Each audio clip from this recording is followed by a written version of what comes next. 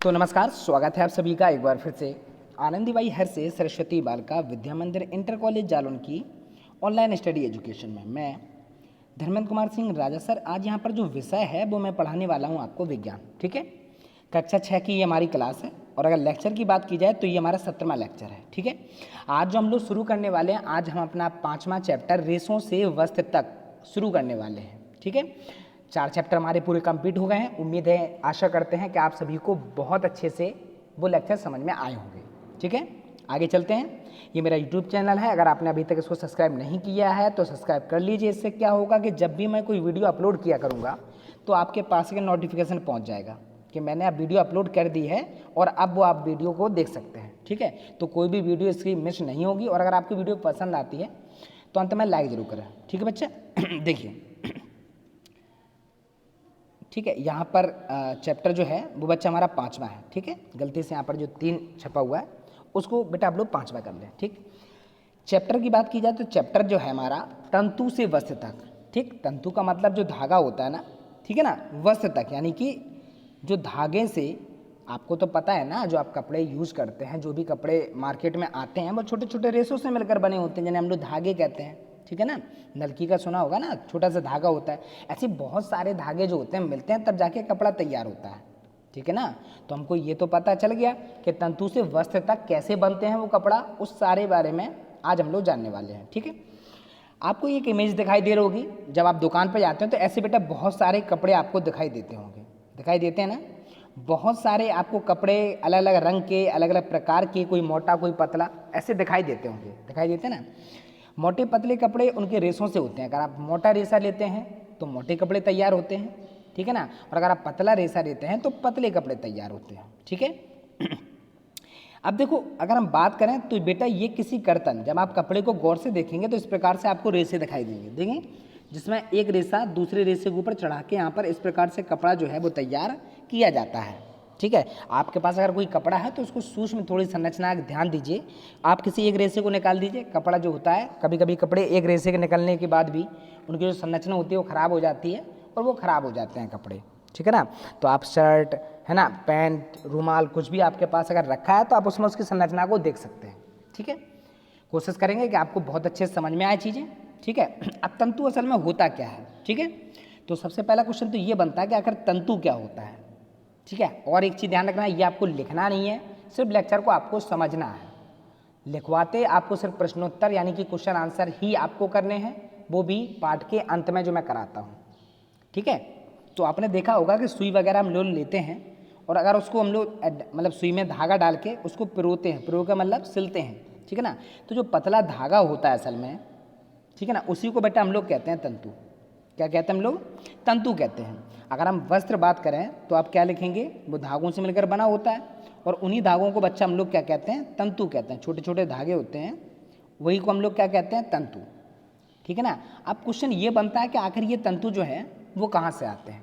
तंतु समझते हैं ना, यानी कि धागे की जो सबसे छोटी संरचना है, सबसे सूक्ष्म इकाई जो है, उसी को बच्चा हम लोग कहते हैं तंतु। ठीक है, तंतु उससे यानी कि धागे, और धागों से फिर जाके तैयार होते हैं वस्त्र। अब क्वेश्चन ये बनता है सर कि आखिर ये तंतु जो आप बता रहे हैं, आखिर ये कहाँ से आते हैं? ठीक है ना, तो भाई चलो चलते हैं और उसके बारे में थोड़ा सा पढ़ते हैं। देखो, ये आपको दिखाई दे रहा होगा, एक इमेज मैंने आपके सामने रखी है। कोई व्यक्ति है जो एक धागे को लिए हुए है। ठीक है, इसने क्या किया, बहुत सारे धागों को लिपट दिया है ना, और एक क्या किया तैयार, एक मोटा या कोई भी रस्सी जिसको हम लोग कहते हैं वो तैयार कर लिए। ठीक है, अब मान लीजिए कोई कपड़ा है, ठीक, कपड़े को हम लोग रेशों से एक एक रेशे को निकाल रहे हैं, तो बेटा ये जो रेशे आपके निकल रहे हैं ना, ये जो धागा निकलेगा, इसी को हम लोग क्या कहते हैं बच्चा? तंतु कहते हैं। समझ में आते हैं ना? आपके पुराने समय में अगर हम पहुँचें तो आपने देखा होगा, बहुत सारी मूवीज़ आपने देखी होंगी, बहुत सारे सीरियल आपने देखे होंगे, जिसमें जो योद्धा होते हैं जो लड़ाई करने जाते हैं वो एक कवच पहने करते हैं। कवच क्यों क्या पहना करते हैं? आपको पता कि पहले की लड़ाई और आज की लड़ाई में बहुत अंतर है। पहले जो लड़ाई लड़ा करते थे बहुत ही, अब हम क्या कहें कि निडर होते थे। ठीक है, भय मुक्त। अब मान लीजिए आपको हजारों लाखों की सेना आपके सामने है और आप फ्रंट में लगे हुए हैं, आपको पता है कि आपको लड़ना है तलवार से। ठीक है ना, तो आप कितना लड़ेंगे? आप 1 को, 2 को, 5 को, 10 को मारेंगे, है ना, कहीं ना कहीं तो आपको चोट लगेगी ही। तो आगे वाले जो योद्धा होते थे ना, वो रियल में बहुत निडर कह सकते हैं हम लोग, ब्रेव, बहुत बहादुर होते थे। ठीक है, आज अगर आपके सामने 100-200 लोग आ जाएं और आपको अकेले हों और आप ये सोचें कि हमको लड़ना है, तो आपको पहले ही डर लगेगा बहुत ज़्यादा, और वो भी हथियार बंद। ये भी नहीं है कि ये लड़ाई है कि आपको 2-4 थप्पड़ मार दिए और कुछ नहीं होने वाला। उन्हें पता है कि अगर हम लोग थोड़ा भी चूके तो हमारी मृत्यु निश्चित है। तो आपने देखा होगा कि जो योद्धा वही हुआ करते थे, वो एक प्रकार की ड्रेस पहना करते थे, लोहे से बनी हुई या चैनों से बनी हुई, थोड़े थोड़े जो लोहे की चैनें होती है ना, उसके कणों के द्वारा बनाई जाती थी, ताकि वो हमारी बॉडी पर, यानी कि जो चेस्ट होता है, ठीक है ना, इस पे पहना करते थे। जैसे हम लोग, है ना, अभी आपने देखा होगा सीरियल वगैरह में दिखाई देता है। ठीक है, वो क्यों पहनते थे? बाजू होते थे, ठीक है ना, और यहाँ पर जंघाओं में जो होते हैं, है ना, लेग में आपके, तो हर प्रकार से आर्म्स, यानी कि जो आपको तलवार है उसकी चोट आप तक ना पहुँचे, वो आपको घाव ना करे, इसलिए शरीर के कुछ हिस्से जो होते थे इनको कवर करके रखा जाता था। सिर पे एक टोपी होती थी लोहे से बनी हुई। अब अगर मान लीजिए आपको लोहे की ड्रेस पहना दी जाए तो आप चल भी ना पाएँ, इतनी भारी होती थी वो, और वो पहले के लोग इतनी भारी भारी ड्रेसेस जो होते हैं पहन के लड़ा करते थे। ठीक है, तो हम ये नहीं कह सकते, देखो रेसे यानी कि ये भी वस्त्र ही कहते हैं, वस्त्र यानी कि जो हमारे तन को ढके, ठीक है ना। तो अभी जो हम लोग वस्त्र पहनते हैं वो कपड़ों से बने हुए, कपड़े जो होते हैं यानी कि धागे, इनसे बने तैयार होते हैं। तो धागे आपको समझ में आ गई, और पहले की ड्रेस भी आपको पता चल गई कि कैसे पहना करते थे वो लोग। ठीक है, और क्यों पहनते थे, है ना, क्योंकि उनको जो है हथियार से बचना है। तलवार अगर चोट गलती है तो वो सिर्फ ऊपर ही आए, आपको चोट न लगे उससे, इसलिए वो क्या पहना करते थे, वो चैन से बनी हुई जो आपके कवर होता था उसको करते थे, पहना करते थे। ठीक है, आगे चलते हैं। अब अगर बात की जाए कि तंतु कहाँ से आते हैं, ठीक है, तो आपने देखा होगा तंतु यानी कि हमने क्या कहा, जो धागों से मिलकर तैयार होते हैं वस्त्र, ये तो आपको पता चल गया। ठीक है, अब कुछ वस्त्र जैसे सूती, है ना, जूट आपने देखा होगा, रेशमी देखे होंगे, ऊनी वस्त्र आपने देखेंगे। तंतु पादपों व जंतुओं से प्राप्त होते हैं, यानी कि ये जो कपड़े होते हैं ना, सूती है, जूट वाले हैं, है ना, रेशमी वस्त्र हैं, ऊनी वस्त्र हैं, ये सब तंतु जो होते हैं, इनके जो तंतु होते हैं, इनके जो धागे होते हैं, या तो वो पादप यानी पेड़ पौधों से प्राप्त होते हैं, और या फिर वो जंतुओं से प्राप्त होते हैं। ठीक है, चूँकि ये प्राकृतिक होते हैं तो इनको हम लोग बेटा कहते हैं प्राकृतिक तंतु। प्राकृतिक का मतलब इन्हें प्रकृति से ही प्राप्त किया जा सकता है, समझ में आ रहा है, आर्टिफिशियल तरीके से इनको नहीं बनाया जा सकता है, इनको प्रकृति से प्राप्त किया जा सकता है। तो बेटा पहले तंतु तो आपके हो गए प्राकृतिक। प्राकृतिक तंतु का मतलब क्या है? ऐसे तंतु यानी ऐसे धागे जिन्हें प्रकृति से प्राप्त किया जाए। अब प्रकृति में दो ही चीज़ें होती हैं आपकी, है ना, सजीव, एक तो आपका जंतु होते हैं, है ना, और एक आपके पादप होते हैं। ठीक है, पादप और जंतु, पादप का मतलब पेड़ पौधे, और जंतु का मतलब आप जानते हैं जैसे भेड़ की जो बाल होते हैं उससे रुई तैयार, वो होती है तैयार। ठीक है, कपड़े बनाए जाते हैं, उनका प्रयोग भी होता है धागे बनाने में, होता है ना। तो ऐसे ही समझ सकते हैं आप लोग। अगर हम लोग पादप की बात करें तो जूट का आपने पौधा सुना होगा, रुई का पौधा आपने सुना होगा, रुई का पेड़ होता है ना, जूट का पेड़ होता है। तो ये एग्जाम्पल है, प्राकृतिक तंतु का मतलब ऐसे तंतु जिन्हें प्रकृति से प्राप्त किया गया हो, है ना। एग्जाम्पल के तौर पर अगर देखना चाहें तो रुई है, पटसन है ना, तो ये भी आपके हो सकते हैं। जैसे ऊन हो गई, है ना, भेड़ से प्राप्त की जाती है, बकरी के कर्तित ऊन प्राप्त होती है। बकरी भी होती हैं, कई पहाड़ी बकरी होती हैं, उनके बड़े बड़े बाल होते हैं, उनको काट लिया जाता है। ठीक है ना, जैसे ऊँटों के भी बाल होते हैं, उनको भी काटा जाता है। तो अलग अलग तरीके से अलग अलग जगह पे अलग अलग प्रकार के वस्त्र पहने जाते हैं। ठीक है बच्चा, आगे हम लोग चलते हैं। अब होता क्या है कि हम लोगों को विकास के हुए कई साल हो गए, ठीक है ना, तो हम लोग प्राकृतिक वस्त्र के अलावा भी कई प्रकार के और वस्त्र पहना करते हैं। जैसे आप जीन्स को ही ले लीजिए, कपड़ा बहुत मोटा होता है, लंबे समय तक चलता है ना। कोई आपने देखोगे मार्केट में शाइनिंग कपड़े आते हैं, तो ये कपड़े बेटा प्राकृतिक नहीं होते हैं, इन्हें किसी रासायनिक विधि से ही तैयार किया जाता है। समझ में आ रहा है ना। तो ऐसे जो तंतु यानी ऐसे धागे जो प्रकृति से प्राप्त ना हो, जिन्हें हम लोगों ने बनाया हो, है ना, तो उसको हम लोग कहते हैं संश्लिष्ट तंतु कह दो या संश्लेषित कह दो। जैसे आपने नायलॉन की रस्सी को देखा होगा ना, मार्केट में नायलॉन की रस्सी मिलती है, बहुत मजबूत होती है ना। आप समझते हैं ना आप लोग, ये बहुत ज़्यादा मजबूत होती है, तो इसके बहुत ज़्यादा यूजेस होते हैं। ठीक है, तो जैसे पॉलिएस्टर है, ये एक प्रकार का धागा है यानी रेशा है, या ये कह दो कि ये एक तंतु है जिसे रासायनिक विधि से प्राप्त किया गया है, प्राकृतिक नहीं है। नायलॉन का नाम आपने अवश्य सुना होगा, ऐसी एक्रिलिक होके थे। ये सब संश्लिष्ट भी कहते हैं इनको, और इनको हम लोग कहते हैं संश्लेषित तंतु। ठीक है ना, ये कुछ एग्जाम्पल हैं हमारे। तो हमने पढ़ लिया ना, तंतु दो प्रकार के होते हैं, पहले आपके प्राकृतिक और दूसरे बच्चा आपके होते हैं संश्लेषित। ठीक है बच्चा, आगे जरा देखते हैं। अब यहाँ पर बात करते हैं हम लोग खुद पादप तंतु के बारे में समझते हैं। पादप में जैसे रुई, क्योंकि पेड़ पौधों से ही प्राप्त होता है, रुई का तो एक पेड़ होता है ना, ठीक है ना।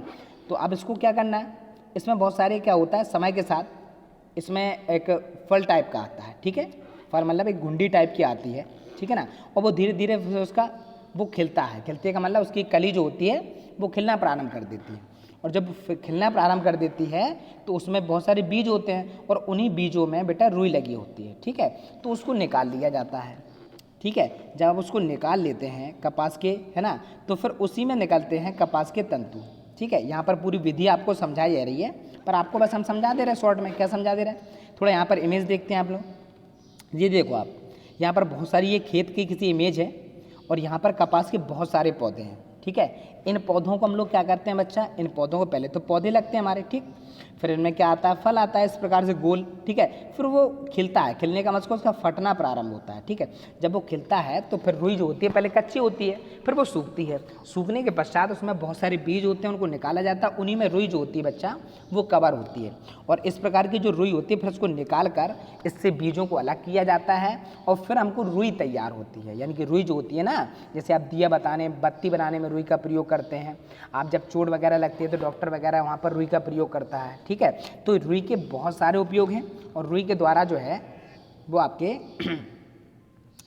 वो भी तैयार किए जाते हैं, ठीक है, कपड़े, ठीक है बच्चा। आगे देखते हैं हम लोग।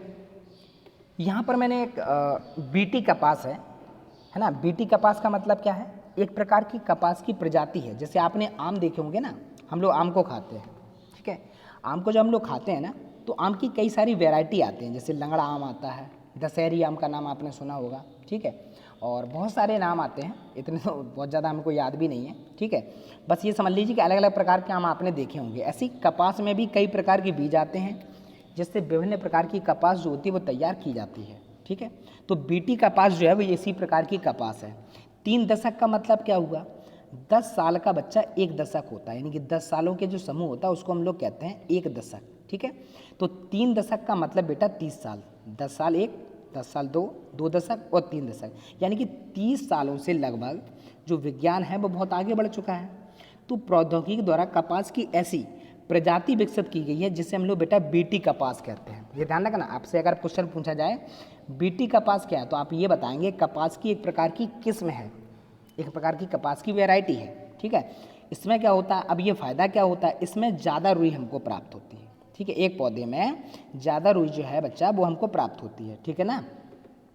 तो इसमें क्या लिखा, पौधों में सैकड़ों टॉक्सिन उत्पन्न होते हैं, टॉक्सिन का मतलब वही घुंडी टाइप की जिसमें वो लगते हैं, है ना।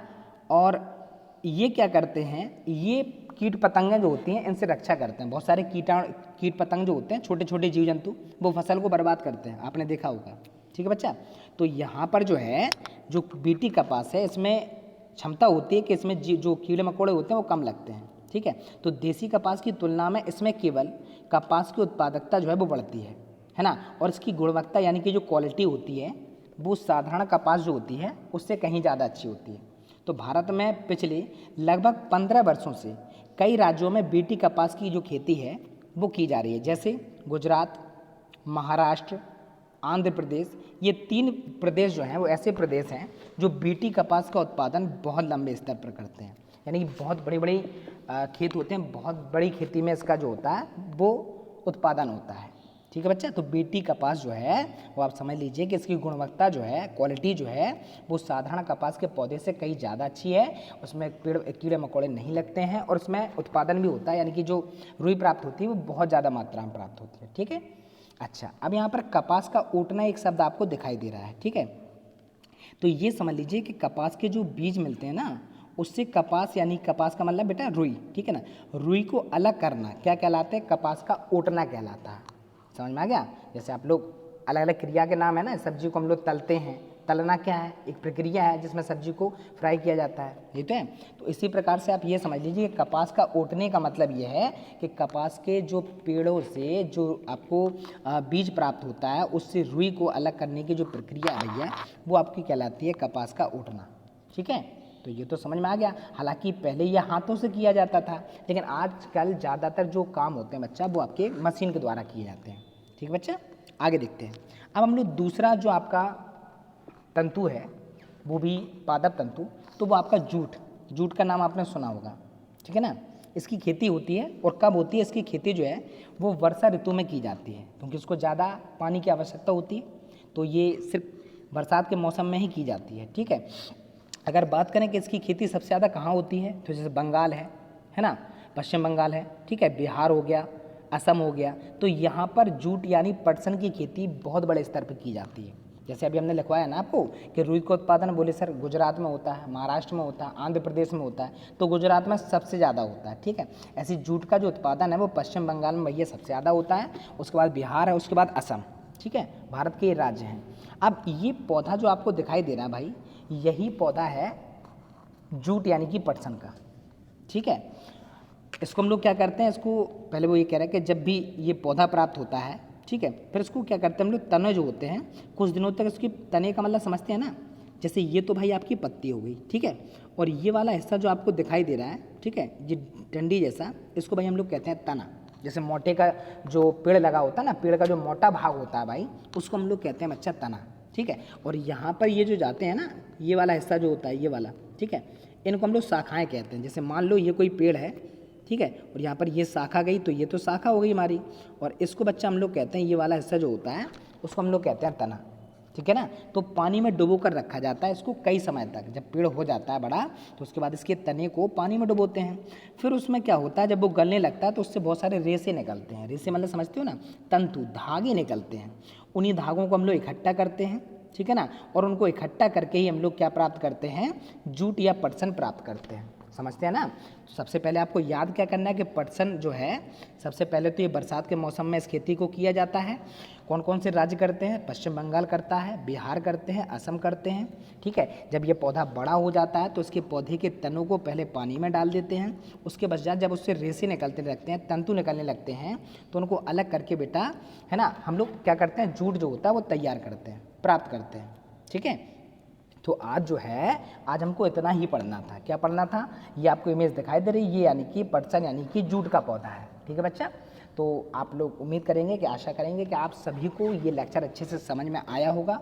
बस अगला लेक्चर और, ठीक है ना, उसके बाद जब ये कंप्लीट हो जाएगा थ्योरी, बस आप लोगों को करना क्या है, आप केयरफुली बस सुना करें। ठीक है, चीज़ें आपको अपने आप याद होंगी। जहाँ से क्वेश्चन बनते हैं मैंने आपको बता दिया। जैसे यहाँ क्वेश्चन कहाँ कहाँ से बनता है, क्वेश्चन ये बन सकता है कि दो पादप तंतु के नाम लिखो। तो जैसे आपका पादप का मतलब जो पेड़ पौधों से प्राप्त हो, तो पहली तो भाई हमारी रुई हो गई, और दूसरी जो है हमारी वो बच्चा जूट हो गई।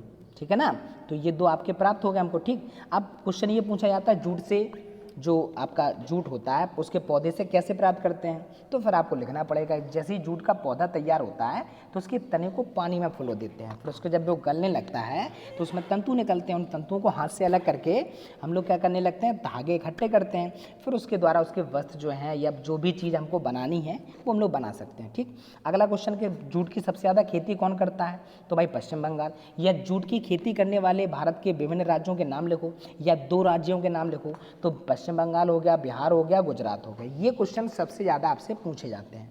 ठीक है बच्चा, उम्मीद करेंगे कि लेक्चर आपको समझ में आया होगा। तो पढ़ते रहिए, घर में सुरक्षित रहिए। धन्यवाद। और अगर आपको वीडियो पसंद आई है तो वीडियो को लाइक ज़रूर करें बेटा।